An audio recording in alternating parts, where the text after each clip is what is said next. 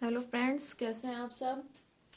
Friends, आज हम लोग एडवांस इंग्लिश कुछ ऐसे एक्सप्रेशंस को जानेंगे जो हम अपने डेली यूज़ में एक्सप्रेस कर सकते हैं, है ना। जैसे टू टेक समथिंग और someone for granted. Granted means होता है ना किसी को बहुत हल्के में लेना, किसी की वैल्यू ना करना, है ना।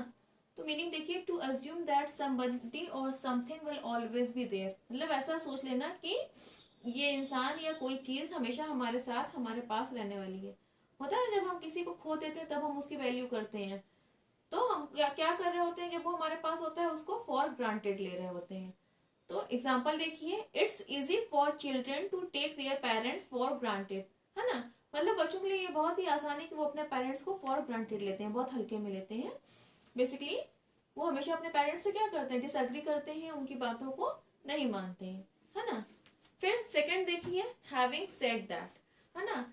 यानी कि आप कुछ ऐसा कहने जा रहे हो जो आपकी उस बात को मना करे, डिसअप्रूव करे, जो अभी कुछ देर पहले आपने ऑलरेडी कही है।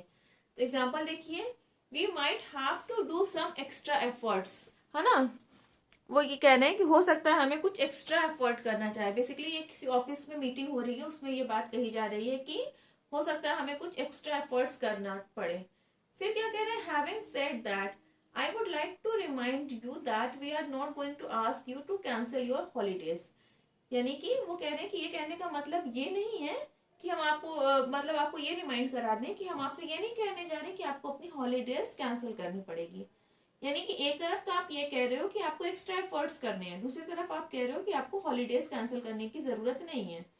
तो मे बी जिस दिन इनका वर्किंग डे रहेगा उस दिन ये क्या करेंगे, ओवर टाइम करवाएंगे, है ना। फिर थर्ड देखिए, हैव समथिंग इन माइंड। यानी कि जब आपके मन में कोई आइडिया, कोई थॉट पहले से हो। तो एग्जाम्पल देखिए, do you have something in mind to celebrate her birthday. यानी कि उस किसी के बर्थडे की सेलिब्रेशन की बात हो रही है, पार्टी प्लान हो रही है। तो आपस में डिस्कशन हो रहा है कि क्या तुम्हारे माइंड में उसके सेलिब्रेशन से, उसके बर्थडे को सेलिब्रेट करने का कोई आइडिया पहले से है। क्लियर। फिर देखिए fourth, on the point of. इसकी मीनिंग कि जब कुछ करने ही वाले हो तभी। होता है ना, कभी कभी हम कोई काम करने ही जा रहे होते हैं तो उसमें कुछ ना कुछ इंटरप्शन हो जाता है। एग्जाम्पल देखिए, I was just on the point to leave the office but if it's quick please come in. यानी कि मैं बस ऑफिस को छोड़ने ही जा रहा था, लेकिन अगर आप आए हैं और आपका जो काम है वो जल्दी निपट जाएगा तो प्लीज अंदर आइए।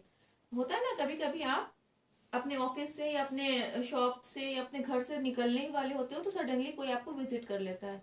तो हम उस टाइम क्या कहेंगे, I was just on the point to leave the office, the home, the shop, but if it's quick please come in, है ना।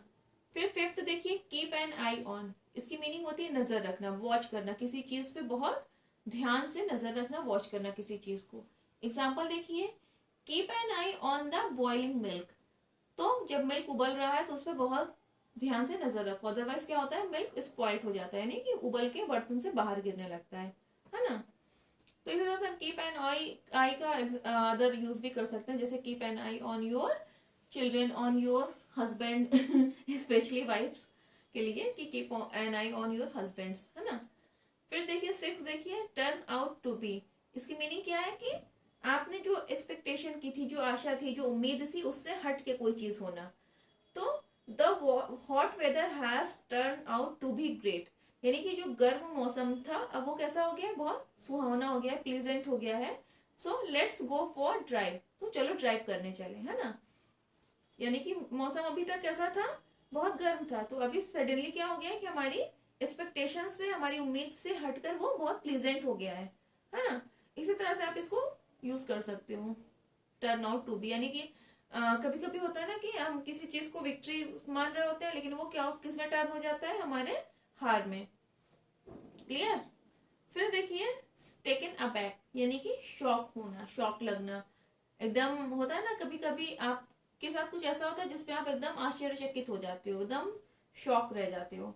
तो यहाँ पे जो टेकन अबैक है, ये हम निगेटिव सेंस में लेंगे। जैसे एग्जाम्पल देखिए, I was taken aback by her bad behaviour. यानी कि उसके बैड बिहेवियर की वजह से मुझे क्या लगा, बहुत धक्का लगा, शॉक लगा। क्लियर। फिर देखिए एट देखिए, कंट्रारी टू पॉपुलर बिलीफ। यानी इसकी मीनिंग क्या है कि लोगों की बातों के या लोगों का जो विश्वास है उसके विपरीत होना। होता है ना, बहुत सारे बातें फैली हुई होती हैं लोगों के बारे में, अफवाह जिसको कहते हैं। तो पॉपुलर बिलीफ मीन्स अफवाह, या ऐसा लोगों का मानना है। कभी कभी होता है ना, लोग बहुत सारी बातों को अज्यूम कर लेते हैं कि हाँ इससे रिलेटेड ये स्टोरी है, ये स्टोरी है, ये स्टोरी है। तो एग्जाम्पल देखिए, contrary to popular belief she is really very honest employee, है ना। तो वो कहा जा रहा है कि जो उसके बारे में बातें फैली हुई हैं उसके विपरीत वो सच में बहुत ऑनेस्ट एम्प्लॉय है, यानी कि बहुत ईमानदार कर्मचारी है ना। कर्मचारी मतलब काम करने वाला एम्प्लॉय।